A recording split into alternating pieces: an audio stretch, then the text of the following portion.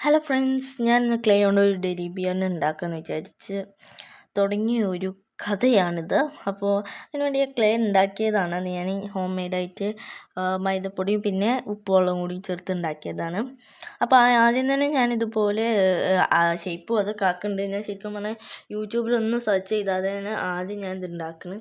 അപ്പം ഞാൻ ആദ്യം തന്നെ ഇങ്ങനെ ഉണ്ടാക്കി ഉരുട്ടി മറക്കി അങ്ങനെയൊക്കെ വെച്ചപ്പോൾ എന്തൊക്കെയായി. പിന്നെ അത് ഉരുട്ടി മടക്കി പിന്നെയും ഞാൻ നേരത്തെ നല്ല ഒട്ടി അമ്പി നിൽക്കുന്ന പോലെയിന്ന്.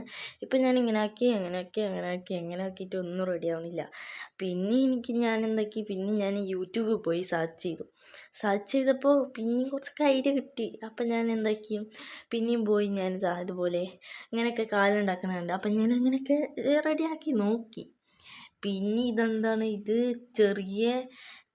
ചെറിയ മേനി വലിയ തല അങ്ങനത്തെ രീതിയിലൊക്കെ ആയി. ഒരു തീരെ ഒരു ഭംഗിയില്ല. ഒരു ക്യൂട്ട് എഫക്റ്റ് വേണം എനിക്ക്. അതിന് വേണ്ടിയിട്ടാണ് ഞാനിതിങ്ങനെ ചെയ്യുന്നത്. അപ്പോൾ പിന്നെയും ഞാൻ ചെയ്ത് നോക്കി. എന്നിട്ടും റെഡി ആയില്ല. അവസാനം ഞാൻ വിചാരിച്ച് ഒരു തല മാത്രമായി ഉണ്ടാക്കാം. പിന്നെ ക്ലേ അപ്പോഴത്തേന് ഉണങ്ങാൻ തുടങ്ങി. അതുകൊണ്ട് തന്നെ ഞാൻ പെട്ടെന്ന് ചെയ്ത് കുറച്ച് വെള്ളമൊക്കെ തളിച്ചിട്ടാണ് ഞാൻ പിന്നെ ചെയ്യാൻ തുടങ്ങിയത്. പിന്നെ ഞാൻ വിചാരിച്ചു ഹെഡ് മാത്രം ഉണ്ടാക്കിയാലോ എന്ന്.